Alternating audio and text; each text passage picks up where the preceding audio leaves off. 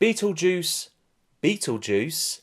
No, Matt, what are you doing? You cannot say his name 3 times. You must know this by now. Jesus Christ. This is the sequel to Beetlejuice, which was released back in 1988. Tim Burton returns as the director of the film, which was written by Alfred Gough, Miles Miller, and Seth Grammy-Smith. The film is about after a family tragedy, 3 generations of the Dietz family return to Winter River. Still haunted by Beetlejuice, Lydia's life is turned upside down when her teenage daughter, Astrid, accidentally opens the portal to the afterlife. Now, with the first Beetlejuice, I've only seen it twice. The first time was back in 2012, and the second was just recently in prep for the sequel, and it's a pretty self-aware, fun, good, and crazy film. But I do not consider myself to be part of the fan base, which was probably why I didn't have that much hype for Beetlejuice 2. But for the fans themselves, this has been a sequel that they have been waiting and wanting for a long time. After seeing the film myself, I was pleasantly surprised,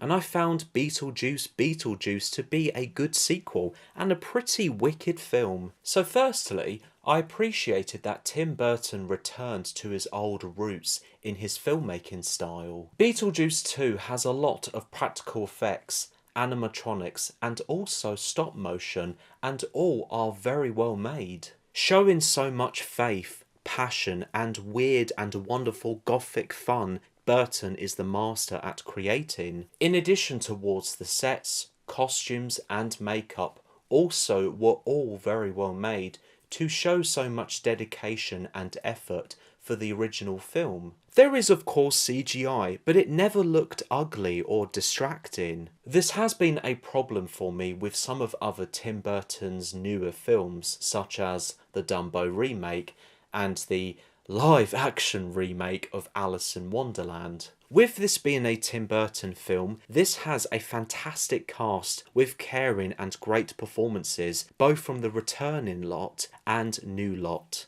I thoroughly and especially liked Michael Keaton's return as Beetlejuice. Once again, he shows a hell of a lot of energy, fun, sneakiness, and iconicness. Beetlejuice himself has a lot more screen time in the sequel compared to the first, and it makes everything about him 10 times more enjoyable to watch. I also thoroughly liked Catherine O'Hara's return as Delia Dietz. She is so witty and hilarious, and definitely got the most laughs out of me. With a couple of new characters that I especially liked, we have Justin Theroux as the character named Rory, who is this vain and greedy individual who is Lydia's producer for the TV show she hosts and is also dating her as well. Theroux does a great job at just being a pretender, where you know from the first scene that he's one of those where you hate him, but at the same time you actually like him,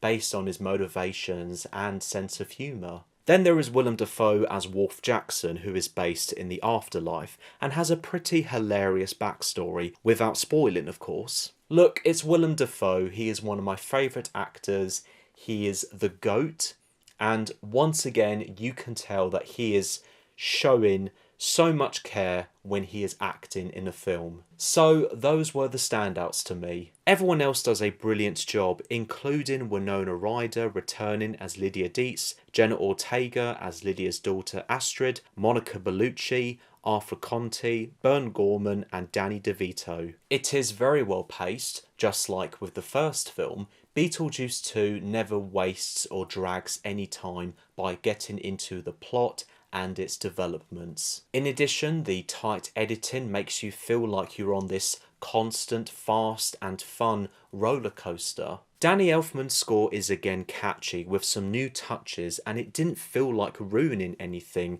to update the time we live in and with its current musical instruments. Regarding the tone, yet again this being Beetlejuice, it is mindful with the familiar dry sense of humour and craziness. Plus, it knows when to be dark and occasionally push the limits with the horror and kills, because this is a 12A certificate here in the UK. But trust me though, this film does not play it safe. They stick to what was the original film's capabilities with the supernatural horror and dark comedy genres. With the script, a lot is going on with the many characters and side plots, as it's a sequel where everything has to be bigger. But surprisingly, it felt enough for me and not too much. But at the same time, I do think some viewers will feel that this film has too much going on. But in the end though, what is more important, it all connects and comes together by the finale. What I think Beetlejuice is about on a deeper level is grieving death, yet again, and also reuniting people from the past for the better or worse. I didn't feel this sequel relied on constant callbacks and references, but sure, there was some, such as Beetlejuice himself saying a few familiar words and a couple of shot-to-shot copies. For example, the over-the-shoulder shot of Beetlejuice sitting by the table, but in the end it was all relevant and brief to the story. Concerning my issues, I felt the first out of the two plot twists about the character named Jeremy, whom Astrid has a crush on, was predictable. The way it was captured by the camera work and the little use of forced dialogue. My other issue is the side plot of Dolores, played by Monica Bellucci. It begins to be pretty exciting, but later on it loses concentration and screen time of the character's arc. She appears for quite a bit of the film, but then disappears for a while, until eventually appearing again by the third act.